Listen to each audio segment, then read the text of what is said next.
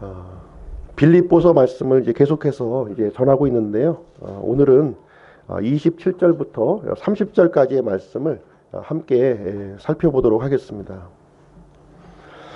우리가 이전 시간에는 사는 것과 죽는 것에 대해서 이렇게 살펴보았습니다. 사람은 70년, 또 강건하면 이렇게 80년, 요즘에는 이제 100세까지 이렇게 살게 되지만 결국 죽을 수밖에 없는 존재입니다. 죽음은 모든 것을 삼켜버려요. 마치 블랙홀과 같다고 이렇게 말씀을 이제 드렸습니다. 아무리 돈이 많아도, 아무리 지위가 높은 사람이라 할지라도, 아무리 뛰어난 학식을 가진 사람이라 할지라도, 아무리 힘이 세고 이 용맹한 사람이라 할지라도 예외가 없다는 거예요. 살았을 때 이뤄놓은 모든 것이 이 죽음 속에 다 빨려 들어갈 수밖에 없다고 이렇게 말씀하고 있습니다. 그런데 예수 그리스도께서 이 땅에 오심으로 말미암아 이 삶과 죽음의 문제를 완전히 뒤바꿔 놓으셨어요. 죽음이 끝이 아니라 죽음 뒤에는 심판이 있고 영원한 세계가 이어지고 있다고 하는 사실을 우리에게 알려주셨습니다. 그래서 우리가 살아있는 동안에 이 심판의 문제, 이 죽음의 문제를 해결받는 것이 대단히 중요하다 이렇게 말씀을 드렸습니다. 사람이 죽게 되면 두 장소 중에 이제 한 군데를 가게 돼요. 의로운 사람은 하나님께로 가게 되고 죄인은 하나님과 영원히 분리된 그 장소로 가게 된다 이렇게 성경은 우리에게 알려주고 있습니다. 심판의 척도가 죄가 있느냐 죄가 없느냐로 이제 결정이 되는 거예요. 단 한 오락이라도 죄가 있다면 이 거룩하신 하나님과 함께 할 수 없다 이렇게 성경은 우리에게 알려주고 있습니다. 이집트 유물 중에서 이제 사자의 서라고 하는 이런 두루마리가 있습니다. 여기에 보시면 죽은 사람들이 이 심판받는 그 그림이 거기에 이제 그려져 있어요. 거기에 보시면 이제 저울이 하나 있는데요. 죽은 사람의 이 심장을 이제 달아보는 그런 저울이 이제 놓여 있습니다. 한쪽에는 이제 깃털이 놓여 있고 한쪽에는 죽은 사람의 이 심장, 양심을 상징하는 이 심장이 놓여 있는 거예요. 이 깃털보다 이 심장이 무거우면 그 옆에 아주 흉측한 그 신이 이제 하나 있는데 아뮤트라고 하는 신이 있어요. 아뮤트. 어떤 모습이냐면 악어의 머리를 갖고 있고 사자의 갈기 그리고 발은 하마의 발을 갖고 있는 이 아뮤트라는 신이 그 심장을 이제 집어삼키는 거예요.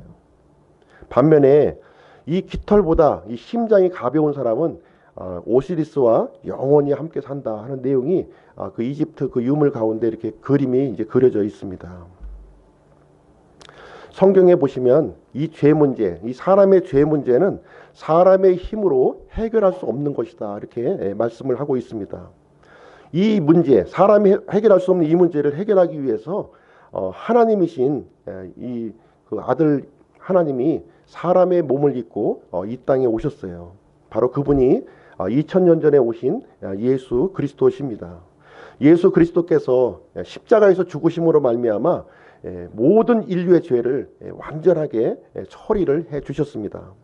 대단히 중요한 사건입니다. 역사의 기록을 보면 유대인의 이 한 청년이 억울한 죽음을 당했다 이렇게 기록을 하고 있지만 하나님의 관점에서는 이 모든 인류의 죄가 이 예수님을 통해서 단번에 완전히 해결되었다 이렇게 선언을 하고 있는 것입니다. 제가 오늘 말씀을 전하기 전에 이 두 형제의 이야기를 먼저 드리도록 하겠습니다. 이 십자가 사건을 모르는 사람은 단 한 사람도 없어요. 다 압니다. 예수님께서 십자가에 죽으셨다 하는 내용은 모르는 사람이 이제 하나도 없어요. 그러나 이 내용을 마음으로 받아들이는 사람은 굉장히 소수라고 우리에게 말씀을 해주고 있습니다. 오늘 이제 두 형제의 이야기를 잠깐 드릴 텐데요. 이 동생은 매우 거칠고 방탕한 생활을 이렇게 했습니다. 반면에 형은 하나님을 두려워하는 그런 사람이었어요. 형은 동생 때문에 굉장히 마음이 이제 슬펐고 이 죄악된 길에서 떠날 것을 눈물로 이렇게 간청을 이렇게 했습니다. 그럼에도 불구하고 이 동생은 점점 더 깊은 죄악의 늪으로 이제 빠져 들어갔다 이렇게 되었습니다. 그러던 어느 날 이제 자정이 넘었을 때 문이 세차게 이제 두들기는 소리가 이제 들렸어요. 문을 열어보니까 동생이 옷에 피를 잔뜩 묻힌 채로 이렇게 안으로 이제 들어오는 거였습니다. 형, 나를 구해줘. 내가 사람을 죽였어. 이 피 좀 봐. 하면서 이 부들부들 떨면서 창백한 모습으로 문을 열고 이제 들어왔습니다. 이 공의를 피할 수 있는 방법은 없죠. 죄를 지었으면은 이제 심판을 이제 받아야 되는 건데요. 그러나 사랑은 순수했습니다. 이 형은 이 동생의 피 묻은 옷을 자신이 갈아입고 자신이 입고 있었던 이 깨끗한 옷을 동생에게 이렇게 입혀 주었습니다. 그리고 나서 조용히 이제 기다렸어요. 잠시 후에 경찰들이 집 안으로 이렇게 들이닥쳤습니다. 형은 죄인의 몸이 되어서 이제 감옥에 갇히게 되었고, 이제 얼마 후에 법정에 이렇게 서게 되는 일이 이제 생겨났습니다. 판사가 피 묻은 그 옷을 이제 쳐다보면서 자신을 위해 할 말이 있는가 하고 이렇게 물어보았습니다. 그랬을 때 이 형은 없습니다 하고 이렇게 답변을 했습니다. 결국 재판은 신속하게 이렇게 진행이 되었고, 결국 이제 사형이 이제 언도되었습니다. 처형되기 이제 하루 전날 밤 감옥 안으로 들어온 교도소 소장에게 이제 간청을 했습니다. 이 형은 하나의 편지를 이렇게 기록을 해서 나의 동생에게 이 편지를 전달해 달라 이렇게 부탁의 말씀을 이렇게 드렸습니다. 이윽고 이제 날이 밝았고 사형 집행이 이제 이루어졌습니다. 그리고 이 형이 썼던 이 편지는 집에 있던 동생에게 이렇게 전달이 이제 되었습니다. 동생은 형의 편지를 읽게 되었고, 갑자기 편지를 읽는 순간 절규하기 이제 시작을 했습니다. 그는 울부짖었고 신음했으며 온 몸을 사시나무 떨듯이 이렇게 떨었습니다. 편지에 어떤 내용이 이제 기록이 되어 있었을까요? 그 편지의 내용을 제가 읽어드리도록 하겠습니다. 내일이면 나는 내 옷을 입고 너 대신 죽는다. 너는 내 옷을 입고 앞으로는 나를 기억하여 올바르고 거룩하게 살아라. 나는 너 대신 죽는다. 이런 내용의 편지를 이제 기록을 했던 거예요. 이 말은 이 젊은이의 이 마음을 온통 이제 뒤흔들어 놓았습니다. 나는 너 대신 죽는다. 동생은 형이 아직 죽지 않았을지도 모른다는 생각을 가지고 교도소로 이제 뛰어갔어요. 달려갔습니다. 감옥에 당도했지만 형은 이미 죽은 뒤였습니다. 사형 집행이 끝난 뒤였어요. 동생은 자신이 지은 죄를 다 털어놓았습니다. 사실은 내가 사람을 죽였어. 고통스러운 마음으로 이렇게 애원을 했습니다. 저를 죽여주세요. 저는 죽어야 마땅한 놈입니다. 그러나 결코 형의 이 희생은 무효가 될 수가 없었습니다. 판사는 동생을 이렇게 바라보면서 나도 더 이상 너의 죄를 물을 권한이 없다 이렇게 얘기를 했어요. 동생은 이렇게 해서 생명과 자유가 이제 보장이 되었습니다. 용서받은 범죄자. 동생은 편지를 들고 집으로 돌아와서 하나님께 자신의 죄를 이제 회개를 했어요. 그는 울면서 진심으로 이렇게 기도를 했습니다. 주 나의 하나님, 저를 저의 죄 가운데 죽지 말게 해주십시오. 다른 사람이 저의 죄 때문에 죽었습니다. 제가 죄를 짓지 않도록 저를 도와주십시오. 저를 위해 죽은 형의 옷을 입기에 합당한 자로 저를 만들어 주십시오. 제가 형의 옷에 아무런 더러움을 묻히지 않도록 도와주시며 모든 죄에서 저를 지켜주십시오 하고 하나님 앞에 간절한 기도를 이렇게 드렸습니다. 이 동생은 완전히 새로운 사람이 되었어요. 예전에 사귀었던 이 친구들이 이렇게 찾아와서 자기를 유혹했지만은 나는 이 형의 옷을 입고서는 갈 수가 없어. 그런 데는 내 형은 절대로 그런 데 가지 않을 거야 하면서 그 유혹을 이제 뿌리쳤습니다. 세월은 이제 흘러가게 되었고 이제 어느덧 이 두 형제가 다시 만날 그 시간이 이제 다가왔습니다. 동생은 소원대로 형의 옷을 입은 채 무덤에 묻히게 되었다. 이런 내용이 이제 이야기가 이제 마무리가 되는 그러한 내용입니다. 예수 그리스도께서 우리의 죄악된 옷을 입고 십자가에서 이렇게 처형을 당하셨어요. 털 깎는 양같이 아무 말도 하지 아니하고 죽임을 이렇게 당하셨습니다. 내 대신 죽으신 거예요. 내가 죽어야 될 그 죄를 예수님께서 대신 십자가에서 죽으셨습니다. 그리고 예수님께서 입으셨던 그 순결한 옷, 의의 옷을 우리에게 입혀 주셨습니다. 그 의의 옷을 입은 사람들에게는 하나님께서는 더 이상 죄를 묻지 않겠다 이렇게 말씀을 해주신 것입니다. 예수님께서 내가 받아야 될 그 죄값을 대신 치르셨기 때문에 그렇습니다. 바로 이것이 복음의 내용이에요.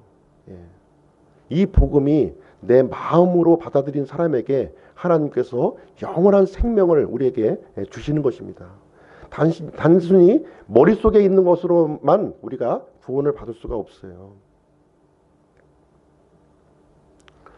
예수 그리스도를 진정으로 나의 구원자, 나의 하나님으로 이렇게 받아들인 사람들은 용서받은 범죄자가 된 거예요. 하나님 앞에 용서받은 범죄자가 되었다. 그래서 우리가 그리스도인의 삶이라고 하는 것은 바로 예수 그리스도의 옷을 입고 살아가는 거예요. 내가 과거에 입었던 그 죄악된 옷을 이제 벗어버리고 이제 예수님께서 나에게 주신 이 새로운 옷, 의의 옷을 입고 살아가는 것이 그리스도인의 삶이다 이렇게 얘기를 해주고 있는 것입니다. 오늘 이제 빌립보서 1장 27절부터 37절까지의 말씀은 복음에 합당한 삶에 대해서 말해주고 있습니다. 그래서 복음에 합당한 삶이라고 하는 그 제목으로 오늘 하나님의 본문의 말씀 이렇게 전하도록 하겠습니다. 바울은 이 본문에서 복음에 합당한 삶을 말하면서 굉장히 단호한 어도로 우리에게 얘기를 해주고 있습니다. 어떤 모습으로 우리에게 알려주고 있냐면 전쟁에 나가는 군인의 모습, 경기장에 임하는 운동선수의 모습을 우리 연상하게 해주고 있습니다. 오늘날 예수님 믿으면 행복해요, 아름다워요, 평안한 삶을 살 수 있어요. 이런 내용을 성경에서는 얘기해주고 있지 않습니다. 바울은 복음에 합당한 삶을 얘기하면서 긴장된 삶, 이 고난받는 삶을 우리에게 말씀을 해주고 있습니다. 그래서 오늘 순서는 우리 복음에 합당한 삶이라고 하는 것은 경계하는 삶, 경계하는 삶이다.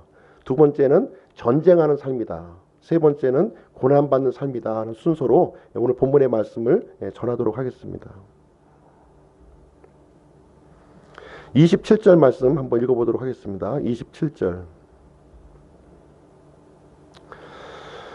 오직 너희 행실을 그리스도의 복음에 합당하게 하라. 그리하면 너희에 대한 일들 곧 내가 가서 너희를 보든지 떠나 있든지 너희가 영안에 굳게 서서 복음의 믿음을 위하여 한 마음으로 함께 싸우며 이렇게 기록을 하고 있습니다. 너희가 한 영 안에서 굳게 서 있으라 이렇게 얘기하고 있습니다. 다시 얘기하자면 이 군인의 경계 태세를 얘기하고 있는 거예요. 전투에 실패한 군인은 용서받을 수 있어도 경계 근무에 실패한 군인은 용서받을 수 없다. 이런 말이 있습니다. 구원받은 우리 그리스도인들에게 하나님께서는 1차적으로 한 영 안에서 굳게 서 있으라 이렇게 얘기를 해주고 있는 거예요. 우리가 구원받자마자 제일 먼저 경험하는 것은 무엇이냐면 우리 믿음이 흔들리는 겁니다. 믿음이 흔들리는 거예요. 내가 과연 구원받았을까? 내가 과연 하나님의 자녀인가? 예수님 믿은 게 혹시 잘못된 선택을 한 것이 아닌가 하면서 우리의 믿음을 흔들어 놓는 것이 있다고 하는 사실입니다. 거기에 흔들리지 말고 한 영 안에서 굳건하게 서 있으라 우리에게 권면을 해주고 있는 것입니다. 우리 구원받은 그리스도인들에게는 적이 있어요. 우리가 적을 알아야 됩니다. 구원받는 순간 예전에 우리가 절친하게 지냈었지만 이 적으로 돌변한 그런 존재가 있다고 하는 사실입니다. 우리 그리스도인들은 세 가지 적을 갖고 있습니다. 첫 번째는 마귀예요. 마귀. 두 번째는 세상. 세 번째는 육신입니다. 이 세 가지의 적을 우리가 분명하게 알고 있어야 되는 겁니다. 첫 번째 이 마귀는 보이지 않는 존재이지만 우리가 믿기 전에 친하게 지냈던 그런 존재가 되겠습니다. 예전에는 내가 내 의지로 이렇게 살아온 것 같지만 사실은 마귀가 시키는 대로 우리가 살아온 거예요. 이 세상은 마귀가 지배하고 있기 때문에 그렇습니다. 통치하고 있어요. 이 세상의 통치자가 마귀예요. 우리가 의식하든 의식하지 않든 간에 모든 사람들은 마귀의 영향하에 이렇게 살고 있는 것이고, 이제 구원받는 사람들은 이 믿음을 마귀가 흔들고 있다 이렇게 얘기를 해주고 있는 것입니다. 두 번째 우리의 적은 세상이에요. 예전에 우리 구원받기 전에 이 세상은 우리가 잘 적응하면서 살아가는 곳으로 이렇게 생각을 했었습니다. 그러나 이 세상은 자세하게 살펴보면 하나님을 거부하고 하나님을 대적하는 시스템으로 가득 차 있다고 하는 사실을 우리는 살펴볼 수가 있습니다. 예전에 구원받기 전에는 하나님 없어도 사는데 큰 불편함이 없었어요. 그렇죠? 적당히 우리가 즐기면서 이익을 추구하면서 우리가 이제 살아왔습니다. 하나님보다도 가치 있는 것들이 좀 이렇게 많이 있는 것처럼 우리가 보였습니다. 그러나 우리가 구원받는 순간에 이 세상은 이제 더 이상 이제 동지가 아닌 거예요. 우리의 믿음을 이렇게 흔들어 놓는 이런 역할을 한다고 하는 사실입니다. 세 번째 우리 그리스도인의 적은 무엇이냐면 우리의 육신이에요. 우리의 육신. 예전에 구원받기 전에는 우리가 육신이 원하는 대로 이렇게 살았습니다. 내가 먹고 싶은 거 먹고 가고 싶은 데 가고 내가 하고 싶은 거 하면서 이렇게 살아왔습니다. 그것이 나의 취향이고 누릴 수 있는 것을 최대한 누리는 것이 행복한 삶이다 이렇게 생각을 하고 살았습니다. 눈에 보이는 것이 전부라고 이렇게 살았어요. 그러나 이제 우리가 예수님을 믿는 순간 그 눈에 보이는 이 세상이 나를 이제 거부하고 있다고 하는 사실을 우리는 발견하게 되는 것입니다. 그래서 하나님과 우리가 바른 관계를 가지면 가질수록 이 세 가지 요소는 우리와 갈등을 하게 되는 그런 모습을 우리는 이제 살펴볼 수가 있는 것입니다. 그래서 바울은 우리 믿는 사람들이 한 영 안에서 굳게 서 있으라, 이러한 마귀와 또 세상과 또 이 육신으로부터 이 갈등하지 말고 굳건하게 흔들리지 말고 서 있으라 이렇게 얘기를 해주고 있는 것입니다. 두 번째로 이 바울은 이 굳건히 서 있을 뿐만 아니라 싸우라 이렇게 얘기를 해주고 있습니다. 싸워야 된다. 우리는 예전에 이제 세상의 물결을 타고 이렇게 서핑하는 그런 삶을 살아왔습니다. 이제 구원받고 예수님을 믿는 삶이라고 하는 것은 이제 복음이라고 하는 배를 타고 물결을 이제 거슬러서 이렇게 올라가는 거예요. 예전에는 물결이 이렇게 이렇게 강했던가 이렇게 생각을 하지 못했습니다. 그러나 이 물결을 거슬러 올라갈수록 물결이 굉장히 강하다고 하는 사실을 우리는 이제 발견하게 되는 것입니다. 그래서 바울은 한 마음으로 우리가 싸워야 된다 이렇게 얘기를 해주고 있는 것입니다. 혼자 힘으로는 어려워요, 이 싸움이. 그래서 우리가 같은 마음으로 우리가 대처를 해야 되는데 우리가 지역교회로 이렇게 함께 모이는 이유가 여기에 있는 것입니다. 당시 빌립보 성도들에게 있어서는 큰 압박이 있었는데 그것이 무엇이었냐면 황제 숭배 사상이었습니다. 당시에 가이사를 주로 하나님으로 고백하도록 이렇게 강요를 받았어요.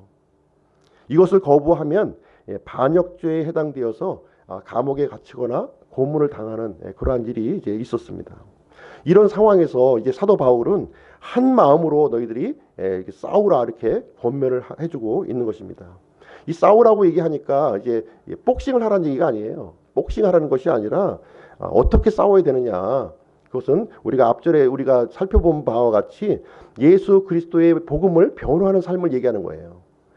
예수 그리스도의 복음을 선포하는 삶을 얘기하고 있는 것입니다.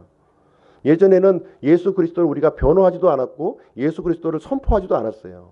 이제 마귀에 속한 사람들, 세상에 속한 사람들, 또 육신에 속한 사람들을 향해서 예수 그리스도를 선포하고 예수 그리스도의 복음을 선포하는 거예요. 바로 이것이 영적인 싸움이다 우리에게 얘기를 해주고 있는 것입니다.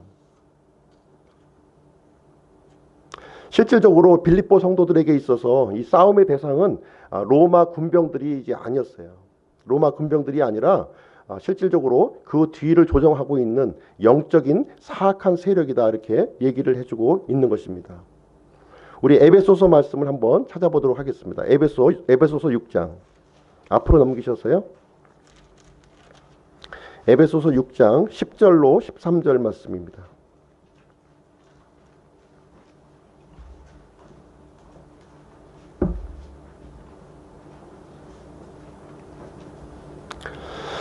끝으로 내 형제들아, 주 안에서와 그분의 강력한 권능 안에서 강건한 자가 되라. 너희가 마귀의 관계들을 능히 대적하며 서기 위해 하나님의 전신갑주를 입으라. 우리는 살과 피와 맞붙어 싸우지 아니하고 정사들과 권능들과 이 세상 어둠의 치리자들과 높은 처소들에 있는 영적 사악함과 맞붙어 싸우느니라. 그러므로 너희가 악한 날에 능히 버티어내고 모든 일을 행한 뒤에 서기 위해 하나님의 전신갑주를 취하라. 이렇게 말씀하고 있습니다. 우리가 영적인 싸움을 위해서는 예수 그리스도의 권능 아래 이렇게 거하여 있으라. 이렇게 얘기를 해주고 있습니다. 이 세상에서 가장 안전한 곳은 바로 예수님 안에 우리가 거하는 거예요. 예수님의 권능 안에 있을 때 마귀는 우리를 대적할 수가 없습니다. 두 번째는 하나님의 전신갑주를 취하는 것입니다. 사람의 힘으로 이 마귀를 대적할 수 없어요. 눈에 보이지 않는 이 영적인 존재를 대적할 수가 없습니다. 이 영적인 존재하고 싸울 수 있는 유일한 무기는 하나님의 전신갑주를 우리가 취해야 된다 하는 사실을 우리에게 얘기를 해주고 있습니다.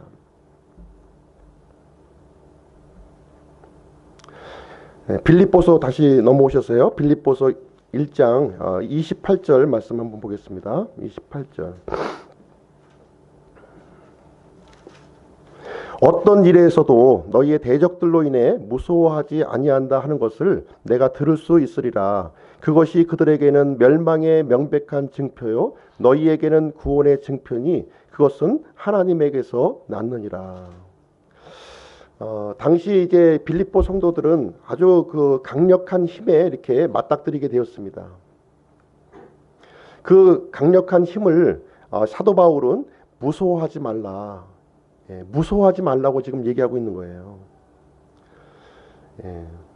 그 사람들은 너희의 몸을 이렇게 상하게 할지 모르겠지만 하나님은 혼과 몸을 능히 지옥에서 멸하시는 분이시다. 이렇게 우리에게 얘기를 해주고 있습니다. 마태복음 10장 28절에서 몸은 죽여도 혼은 능히 죽이지 못하는 자들을 두려워하지 말고 오직 혼과 몸을 다 능히 지옥에서 멸하시는 분을 두려워하라. 사람을 두려워하지 말고 하나님을 두려워하라. 이렇게 권면을 하고 있는 것입니다. 그 로마의 군병들이 복음을 박해하고 있다면 그 사람들은 멸망의 증표이다. 너희들이 이 예수 그리스도로 인해서 박해를 받고 있다면 그것은 구원의 증표라고 하는 사실을 우리에게 알려주고 있는 거예요. 육체의 핍박을 가지고서는 더 이상 걱정할 필요가 없다고 하는 사실을 우리에게 해주고 있는 것입니다. 세 번째로 이 복음에 합당한 삶은 고난받는 삶이다. 우리에게 알려주고 있습니다. 고난받는 삶. 29절 말씀 한번 보겠습니다. 29절. 그리스도를 믿는 것뿐 아니라 그분으로 인해 고난당하는 것도 주께서 그분을 대신해서 너희에게 주셨나니 이렇게 기록을 하고 있습니다. 예수님께서 우리를 믿음만 주셨던 것이 아니라 그분으로 인해서 고난당하는 것도 우리에게 주셨다. 이렇게 기록하고 있습니다. 요즘에 보시면 전도할 때 어떻게 전도합니까? 예수님 믿으면 복 받습니다. 어떤 복인지 모르지만 이 성경에서 말하고 있는 내용은 이제 아니에요. 성경적인 내용은 예수님 믿으면 고난도 겸하여 받습니다. 이렇게 전해야지 맞는 겁니다. 예수님 믿으면 고난이 오는 거예요. 고난이 옵니다. 초기교회에서 예수 그리스도를 믿는다고 하는 사실은 감옥에 가거나 죽는 거였어요. 예수님을 믿는다고 내가 결단하는 것은 감옥에 간다고 이렇게 결단하는 거나 내가 죽기로 작정하는 것이 예수님을 믿는 것이다. 그렇게 받아들여졌습니다. 오늘날에도 이런 태도로 그리스도의 복음을 우리가 이제 받아들여야 하는 거예요. 예수님 믿으면 만사 형통한다 하는 것은 잘못된 복음입니다. 가짜 복음이에요. 예수님 믿으면 병 고침 받고 무병장수한다 하는 것은 가짜 복음이에요. 진짜 복음이 아닙니다. 복음의 한쪽 측면만을 이렇게 교묘하게 우리에게 알려주고 있는 것입니다. 복음을 믿게 되면 세상과 이렇게 갈등하게 되고 우리가 고난을 받을 수밖에 없다 하는 것이 성경적인 가르침이 되겠습니다. 지금 이 순간에도 무슬림 국가에서는 예수님을 믿으면 이렇게 핍박을 받는 일이 지금 이제 일어나고 있습니다. 지금 우리나라에서는 자유롭게 예수님을 믿는 그런 시대에 살고 있지만 이 무슬림 국가 거기에서는 이제 이 박해를 받고 있어요. 오픈도어 선교회라고 하는 사이트에 한번 들어가 보시면 이 국가별로 기독교 이제 박해 순위가 이렇게 나오고 있는데요. 가장 박해를 이제 하는 기독교를 박해하는 가장 이 극심한 나라는 이 북한입니다. 우리하고 인접해 있는 이 북한이 기독교 박해 순위 1위 국가예요. 1위. 2위가 이라크, 3위가 에리트레아, 4위가 아프가니스탄, 5위 시리아, 그리고 파키스탄, 소말리아, 수단, 이란, 리비아 이런 순으로 이어지고 있습니다. 예수님 믿으면 이제 감옥에 가는 거예요. 심지어는 처형까지 이제 당하는 경우가 있습니다. 만약에 이제 북한과 같이 이렇게 기독교를 박해한다면 과연 믿는 사람이 몇 사람이나 될까 하는 것을 한번 우리는 생각을 해보게 됩니다. 평안할 때 믿음을 지키지 않는 사람이 과연 어려운 시기가 왔을 때 믿음을 잘 지킬 수가 있겠는가? 아마 어려울 거예요. 평안할 때 믿지 않았던 사람이 어려운 환경이 되면 믿음 생활하기가 어려울 겁니다. 그래서 성경을 보시면은 이 고난이 믿음을 판단하는 시금석이다 이렇게 우리에게 알려주고 있습니다. 평안한 때에는 우리가 내가 갖고 있는 이 믿음이 진짜인지 가짜인지 우리가 알 수가 없어요.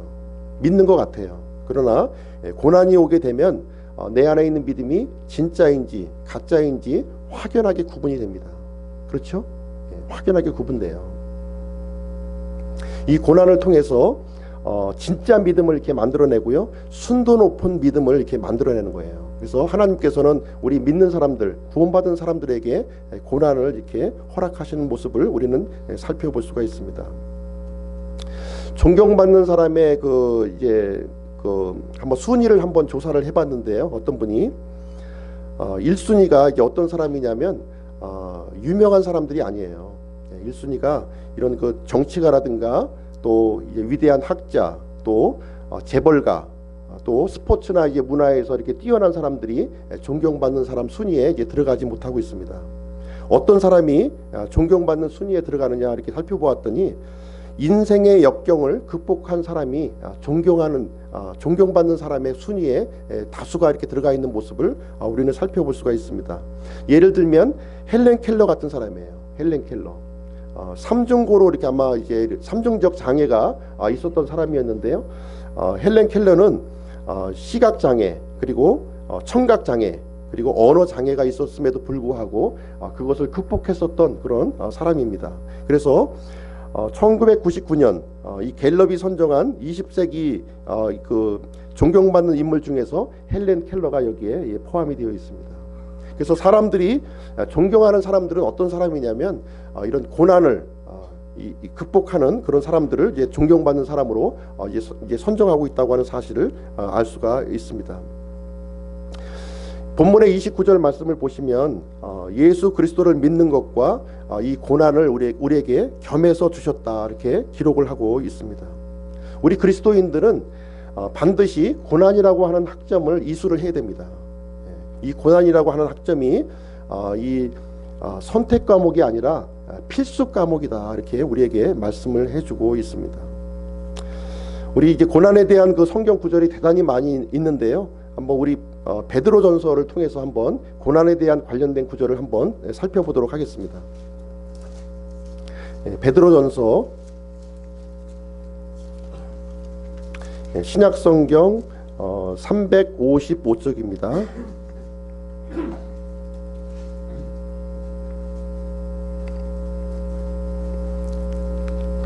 베드로전서 2장 20절 한 목소리로 같이 한번 읽어보겠습니다. 시작. 너희가 너희 잘못으로 인하여 매를 맞고 참으면 그것이 무슨 영광이냐. 그러나 너희가 잘 행하고도 그것으로 인해 고난을 당하고 끈기 있게 그것을 견디면 이것은 하나님께서 받으실 만한 것이니라. 21절도 한번 보겠습니다. 시작. 참으로 너희가 심지어 그 일을 위해 부르심을 받았나니 그리스도께서도 우리를 위해 고난을 당하심으로 우리에게 본을 남기사 너희가 자신의 발자취를 따라오게 하셨느니라. 그래서 우리가 고난을 위해서 부르심을 받았다 이렇게 기록을 하고 있습니다. 3장 14절 말씀 한번 보실게요. 3장 14절 같이 읽겠습니다. 시작. 그러나 너희가 의로 인하여 고난을 당하면 행복한 자니 그들이 하는 것을 무서워하지 말고 불안해하지도 말며. 고난을 당하면 행복한 자다 이렇게 얘기를 해주고 있습니다. 17절 말씀 보겠습니다. 17절 시작. 너희가 잘 행함으로 고난을 받는 것이 하나님의 뜻일진데 악을 행함으로 고난을 받는 것보다 그것이 더 나으니라. 4장 1절 한번 보겠습니다. 4장 1절 시작. 그러므로 그리스도께서 우리를 위해 육체 안에서 고난을 당하셨은즉 그와 같이 너희도 같은 생각으로 무장하라. 육체 안에서 고난을 당한 자는 이미 죄를 그쳤나니. 13절 보겠습니다. 13절 시작. 오히려 너희가 그리스도의 고난에 참여한 자가 되었으므로 기뻐하라. 이것은 그분의 영광이 드러날 때에 너희가 넘치는 기쁨으로 또한 즐거워하게 하려 함이라. 우리가 고난을 당하게 된다면 그것으로 인해서 기뻐하라 이렇게 얘기를 해주고 있습니다. 16절 말씀 보겠습니다. 16절 다 같이요. 시작. 그럼에도 어떤 사람이 그리스도인으로 고난을 받으면 그는 부끄러워하지 말고 도리어 이 일들로 인해 하나님께 영광을 돌리라. 19절 말씀 보겠습니다. 19절 다 같이 시작. 그러므로 하나님의 뜻대로 고난을 받는 자들은 잘 행하는 가운데 자기 혼을 그분 곧 신실하신 창조자께 맡겨 지키게 할지어다. 그래서 고난에 대해서 굉장히 이제 우리가 이 다른 각도로 우리가 받아들여야 될 것을 우리에게 말씀해주고 있습니다. 우리가 그리스도를 위해서 고난을 받는다면 그 삶은 복음에 합당한 삶이다 하는 사실을 우리에게 알려주고 있습니다. 한번 이것을 시험해 보기를 원하신다면 밖에 나가서 복음을 전해 보시면 알아요. 친구들에게 복음을 전하시고 친척들에게 복음을 전하시고 가족들에게 복음을 전해 보시면 얼마나 이 강한 이 갈등이 생기는 것을 경험할 수가 있습니다. 그러나 복음을 전하지 않으면 가만히 있으면 갈등이 없어요. 복음을 전하지 않으면 고난이 없습니다. 복음을 전할 때 고난이 우리에게 온다고 말씀을 해주고 있고요. 그 고난을 올 때 감사하고 기뻐하고 하나님께 영광을 돌리라 이렇게 얘기를 해주고 있는 것입니다. 내가 만약에 세상과 더불어 또 육신과 더불어 갈등이 없는 삶을 살고 있다면 복음에 합당한 삶을 살지 않고 있구나 이렇게 생각하시면 돼요. 복음을 전했을 때 갈등이 생긴다 이렇게 우리에게 얘기를 해주고 있습니다. 빌립보서로 다시 돌아오셔서요. 마지막 30절 말씀 한번 살펴보도록 하겠습니다.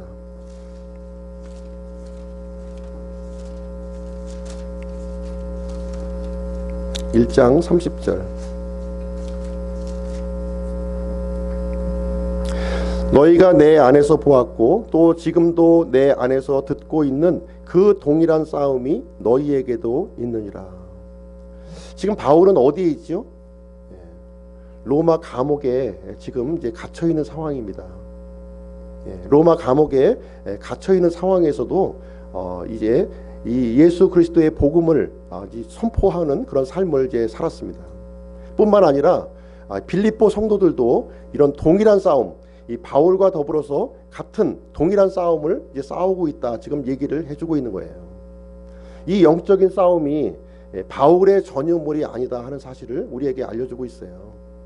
이 영적인 싸움이 내 싸움이 아니라고 생각하는 사람들이 대단히 많이 있습니다. 이 영적인 싸움은 이 목회자나 또 선교사 또 이 사역을 맡은 사람만 싸우는 것으로 이렇게 생각을 하고 있습니다. 이 싸움은 그리스도인이라면 동일하게 싸워야 할 싸움이다 하는 사실을 우리에게 얘기해주고 있습니다. 이 빌립보 성도들은 이 싸움을 결코 물러서지 않았어요. 결코 물러서지 않았다고 하는 사실을 여기서 살펴보고 있습니다. 바울과 동일한 이 싸움에 같이 동참했다 이렇게 얘기를 해주고 있습니다. 로마 제국이 아무리 무력으로 협박해도 박해를 해도 거기에 굴하지 않고 예수 그리스도를 변호하고 예수 그리스도를 선포하는 그러한 삶을 함께했다 이렇게 기록을 하고 있습니다. 복음에 이 합당한 삶을 이렇게 말씀을 드렸는데요. 우아하게 이게 성경책 들고 예배당에 앉았다가 이렇게 돌아가는 게 아닙니다. 영적인 싸움을 하는 거예요 지금. 이 눈에 보이지 않는 마귀와 지금 이제 싸움을 하고 있는 것이고 이 세상과 싸움을 하고 있는 것입니다. 그리고 나의 육신, 나의 자아하고 싸움을 하고 있는 것입니다. 오늘날 교회의 모습을 이렇게 살펴보시면 이 사도 바울이 얘기한 이 복음과는 참 많이 떨어져 있다. 많이 떨어져 있는 모습을 우리는 살펴보게 됩니다. 뭐 이 편안한 환경을 저희가 이제 비판하는 것은 아니고요.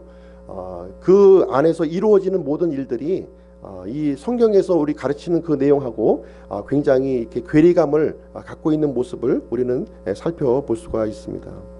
이 교회에서 이 설교단에서 하나님의 말씀이 선포되지 아니하고 세상적인 그 이론과 그 철학들이 이렇게 선포가 되고 있습니다. 또 이 강단이 이게 콘서트장으로 이렇게 변모가 돼 버렸어요.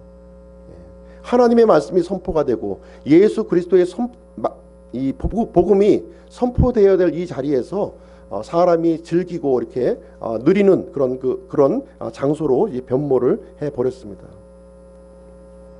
우리 기쁨 침례교회는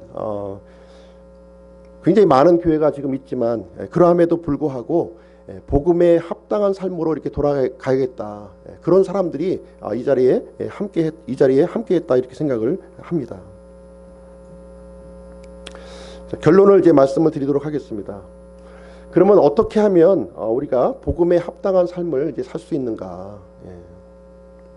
합당한 삶을 살기 위해서는 우리가 무장을 해야 돼요. 무장을 해야 됩니다. 무장이 해제된 상태에서는 우리가 싸울 수가 없는 거예요. 철저히 무장을 해야 됩니다. 먼저 우리가 기독교의 그 진리의 본질을 우리가 분명하게 알고 있어야 됩니다. 우리가 무엇을 믿고 있는지 이것을 분명하게 알고 있어야 돼요. 예수 그리스도는 유일무이하신 하나님이시요 완전하신 사람이시다 하는 사실을 우리가 분명하게 믿고 있어야 됩니다.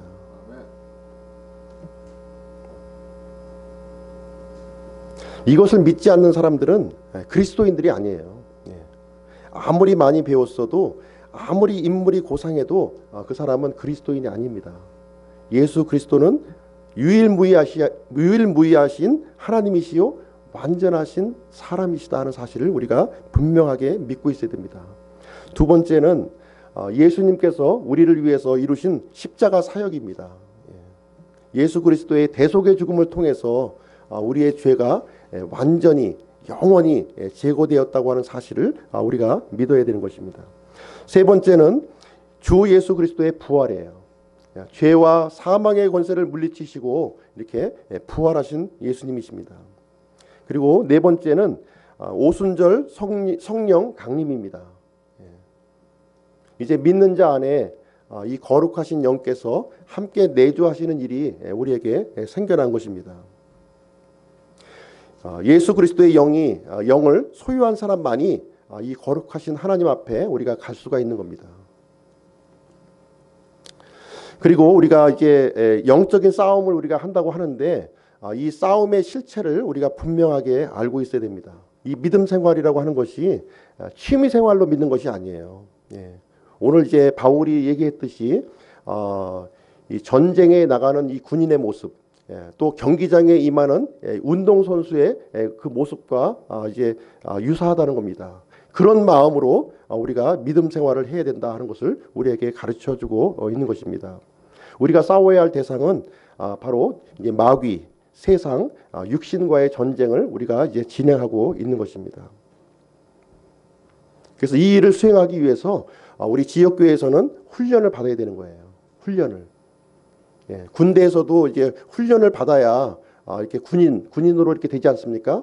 마찬가지로 우리가 하나님의 이 군사가 되기 위해서는 이 지역교회에서 훈련을 우리가 받아야 되는 것입니다. 그리고 우리가 육체 안에 있는 동안에 고난을 받을 수밖에 없다고 하는 사실을 우리가 알아야 돼요. 예. 절대로 예수님을 믿는 이 삶이 평안하고 아름답고 화려한 삶이 아니라는 겁니다. 예수님을 믿는 생활은 고난을 받는 삶이다 하는 사실을 우리가 분명하게 알고 있어야 됩니다. 예수님께서도 그런 삶을 사셨고요. 믿음의 선진들도 그런 삶을 사셨고요. 성경 기록도 그리스도인들에게 고난이 있다 하는 사실을 우리에게 알려주고 있습니다. 그래서 우리는 우리가 믿고 있는 이 바와 우리의 삶이 일치해야 될 것을 얘기해주고 있습니다. 예수님 믿는 것 따로 또 우리의 삶 따로 이런 이중적인 삶을 살아서는 안 되는 거예요. 복음에 합당한 삶이라고 하는 것은 우리가 믿고 있는 교리와 우리와 삶이 일치되는 삶을 우리에게 얘기를 해주고 있는 것입니다. 한 해가 이제 거의 이제 저물어 가고 있어요. 이제 열흘 남짓 지나면 2016년이 지나가고 2017년이 지금 이제 다가오고 있습니다. 다른 측면으로 이렇게 보시면 2017년이 우리에게 다가오고 있습니다. 세상적으로 이제 굉장히 분주하고 들뜨기 쉬운 그런 시간을 이제 우리가 이제 맞이하게 되는데요. 이러한 시점에서 우리는 2017년을 이렇게 준비하는 그런 한 주간이 되었으면 좋겠습니다. 영적인 승리를 위해서 우리의 마음을 다시 한번 이렇게 굳건히 하고 영 안에서 굳건히 하고 예수 그리스도의 이 복음을 담대하게 선포하는 그러한 사람들이 되었으면 좋겠습니다. 내가 갖고 있는 믿음이 이렇게 소중하다면 이 소중한 것을 우리가 전해야 되지 않겠습니까? 이 마음속에 가두어두고 있다면 그것은 소중한 것이 이제 아닙니다. 그래서 이번 한 주 영적으로 승리하는 그런 삶이 되시기를 우리 기쁨 침례교회 성도님들 한 분 한 분이 되시기를 간절히 기원합니다. 제가 기도하고 마치겠습니다.